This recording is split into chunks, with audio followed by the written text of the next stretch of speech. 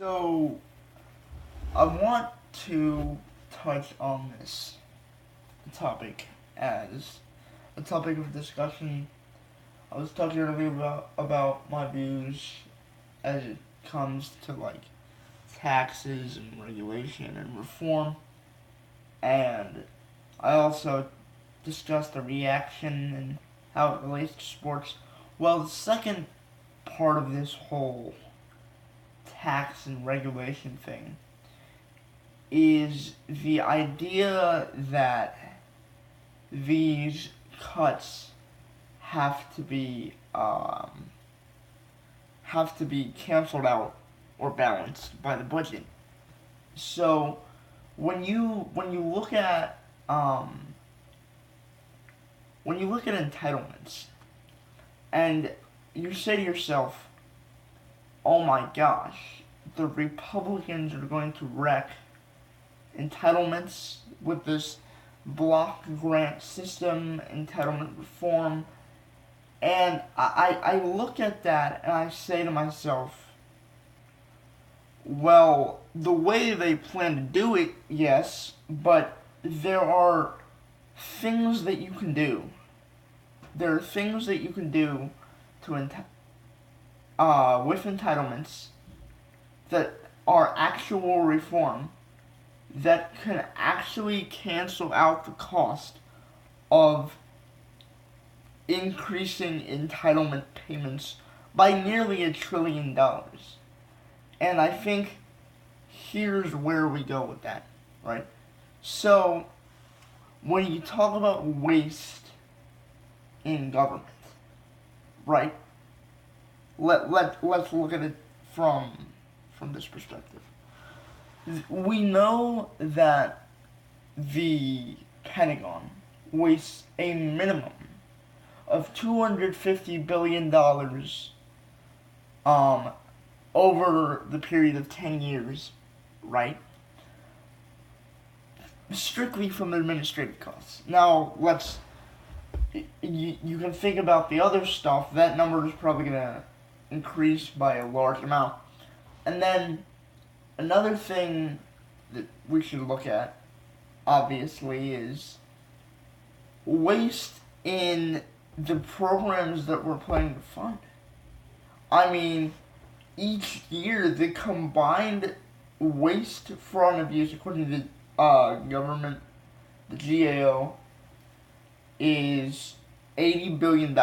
That translates to $800 billion. All right, over the course, right, of over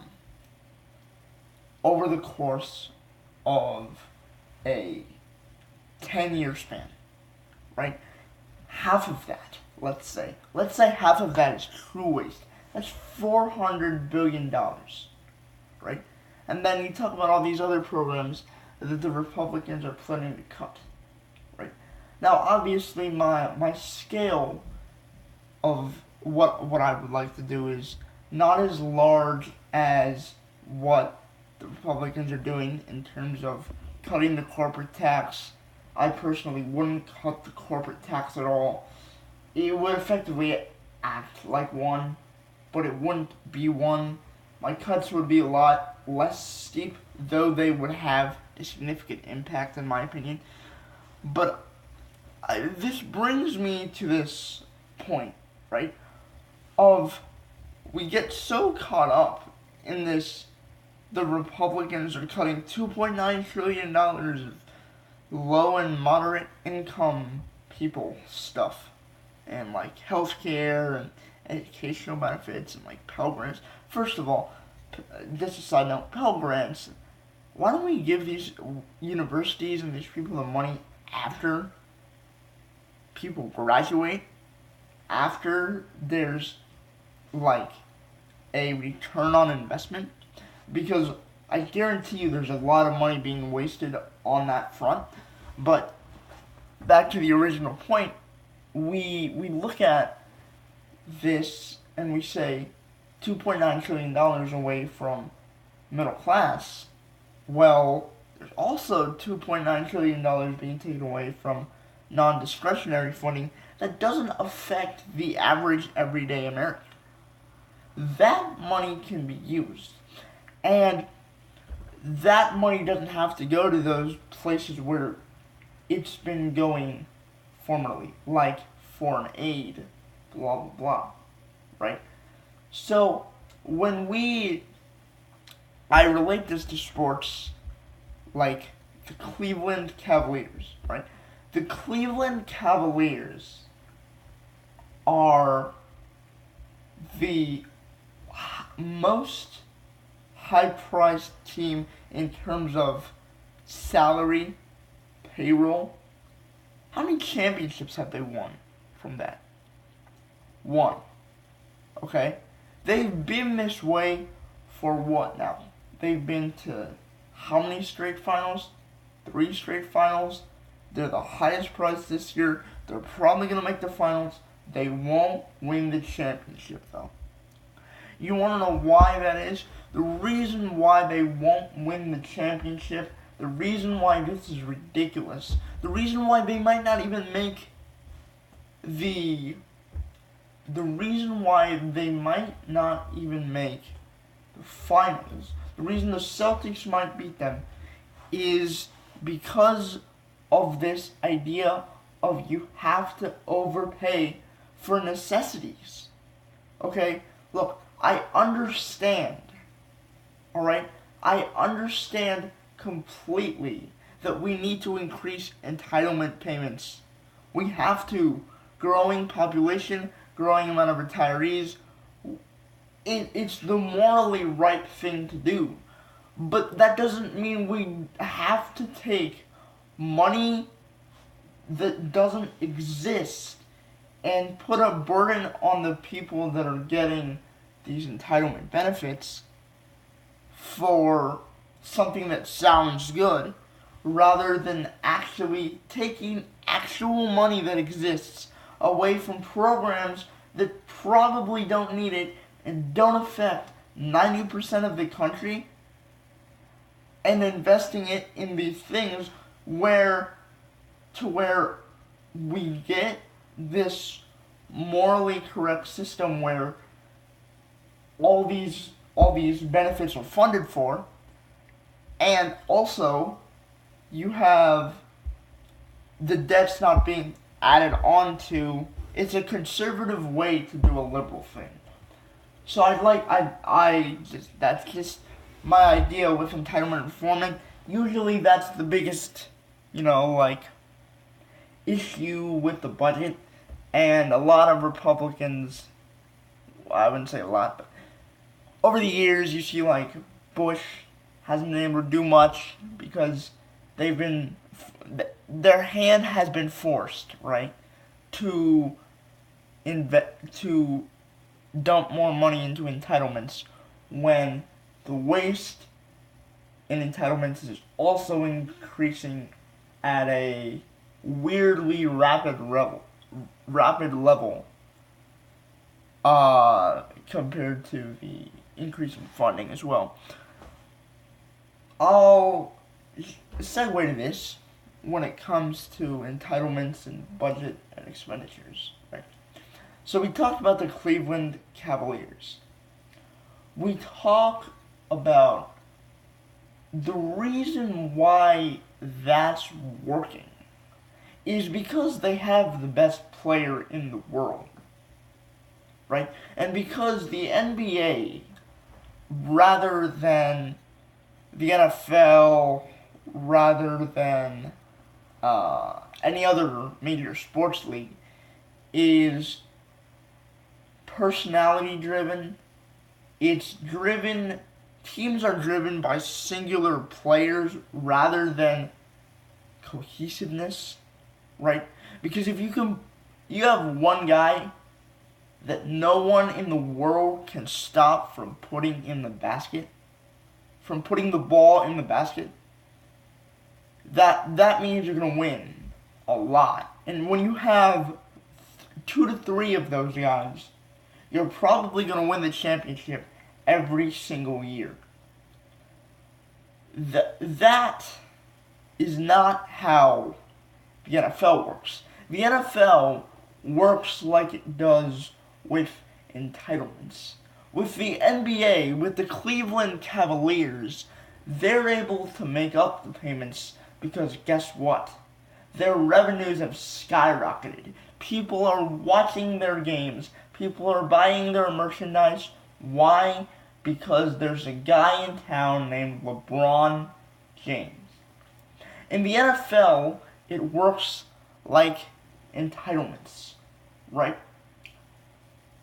One guy is important. One guy may change a team, but one guy is not going to be a team. And this is where I talk about overpaying of players in the NFL. And you can apply this to the NBA as well, right? The NBA, when you're not a superstar, it's not worth paying Otto Porter $26 million a year.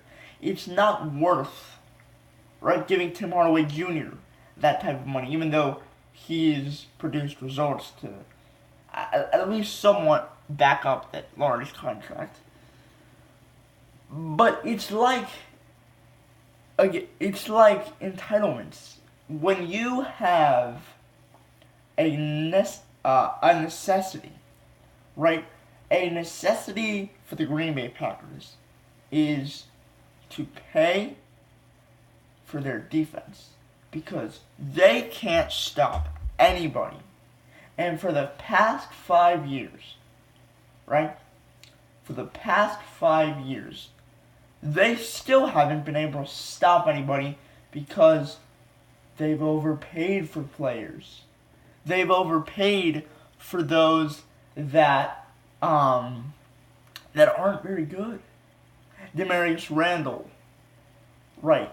Clinton Dix is all right, not that great. And then look at the Colts. They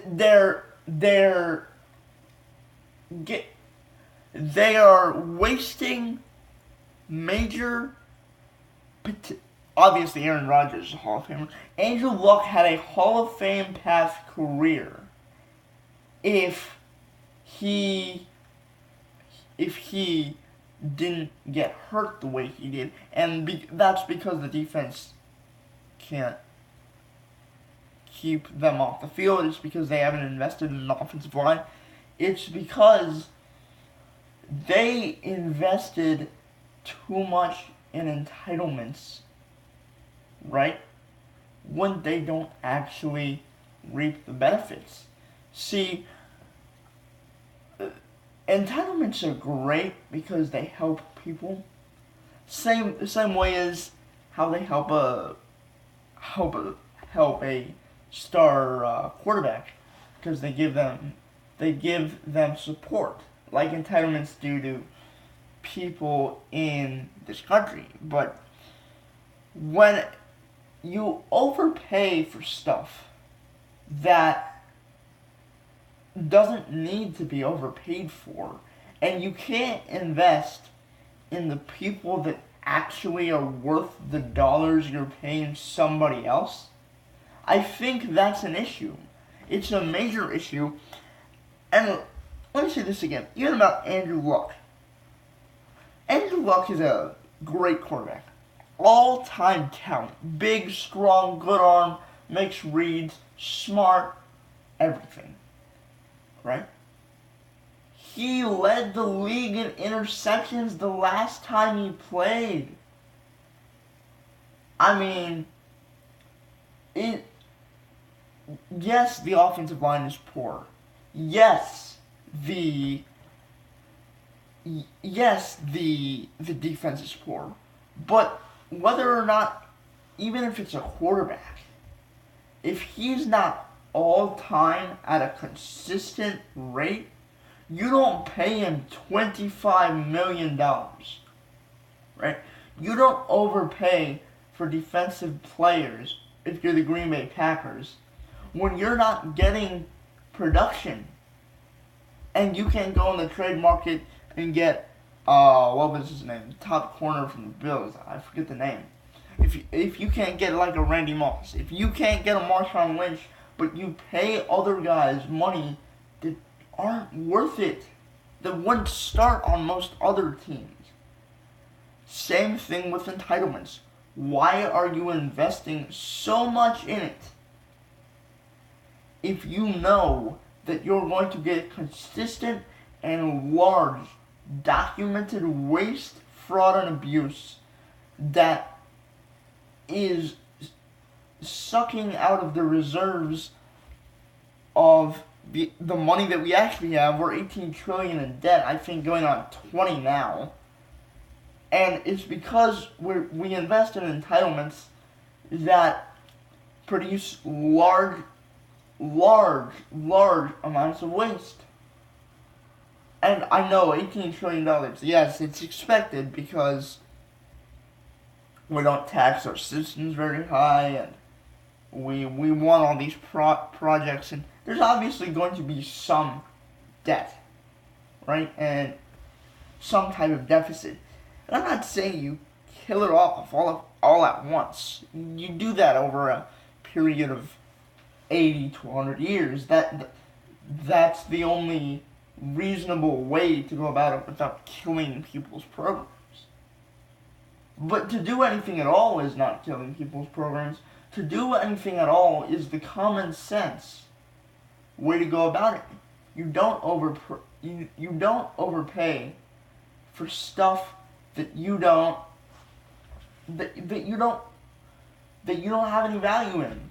And if you do, you're going to lose value in why those investments were made in the first place. See, you're not getting any value out of Aaron Rodgers anymore because he can't win if you've overpaid for parts that don't work.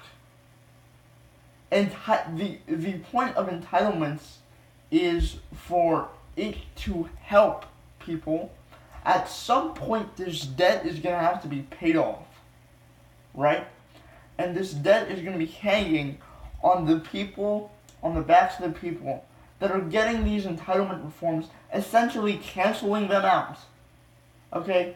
So, it's the same type of issue. And I think there needs to be a more responsible, fiscal, immediate approach in order to fix this problem that's been going on for 50 years. No one's done anything about it. And we have to do something in order for there to be a happy medium for everybody. And I understand the block grants won't work. The block grants won't work. Those are shown not to work. The numbers on those are drastic. But there are ways to go about cutting spending and raising spending at the same time. While it sounds contradictory, there are ways to go about that can work in the favor of all parties involved. And that's the way our government should run. That's why our government's $18 trillion in debt. That's why the Green Bay Packers have no defense. That's why the Colts have no offensive line. And again, business. I've talked about business a lot when it relates to sports and politics. Our government runs like a business. That's why it has been efficient for so many years. The business wants to be as fiscal as possible, right? Fiscally in the right shape, or in for lack of a better term, fiscally conservative, I guess. And then the sports team doesn't want to overpay for guys that aren't worth the value. That's obvious. Our government works like a business. The best sports teams work like a business, and that's why they win. Obviously, the Cleveland Cavaliers are an outlier because they have LeBron James. But unless you have But that's also the reason why Green Bay is so successful. But they don't win. They don't win because team sports, like our government, like every business, depends on a lot of people. Not just one. One may be very important, but a lot are dependent on in order to win or to gain something. And if you want that to happen, right, you need talent across the board. You need efficiency across the board. And when you don't get that, it's going to lead you to a pitfall at some point. And we need to do something about it in our government, the way the Green Bay Packers have to, the way the Indianapolis Colts have to. Because they're wasting 2 Hall of Fame talents in quarterback because, well, in the case of Andrew Luck, they overpaid for him. You don't pay him $25 million a year. You don't guarantee him that much money. In the case of Aaron Rodgers, they invested too much in players that aren't the caliber of what they need to compete, and therefore they have their hands tied when they go after players that have that quality, are worth that money, and can really vault you above where you need to be. And again, with our government, entitlements are morally a righteous thing to try and employ, and they're especially useful. But we need to stop overpaying when we know that there's so much waste, fraud, and abuse. When we know that the investment is way too large and that can be pared down without leading us to a pit hole where the people who are getting these entitlements eventually are stuck with this massive debt that's on their backs all the time. And I think it's ridiculous that we haven't done anything for that. And I think that's also the reason why you saw the Packers GM get fired today. You see the Colts in so much upheaval. I think you need to run everything like a business. And as far away as you get from a business mentality, however you do anything, because a business mentality makes your process more efficient, your result more positive and more quickly obtained. And I think this needs to be done in order for there to be a long-lasting sense of just order in the way we do business, I should say, in the American government, and the way the Packers and the Colts have not done business. They've just gotten lucky. And if they did business properly, they'd be in Super Bowls. They wouldn't be out of the playoffs. And our government shouldn't go down that path. It has for the last 50 years. In this case, we need to stop it. So there you go.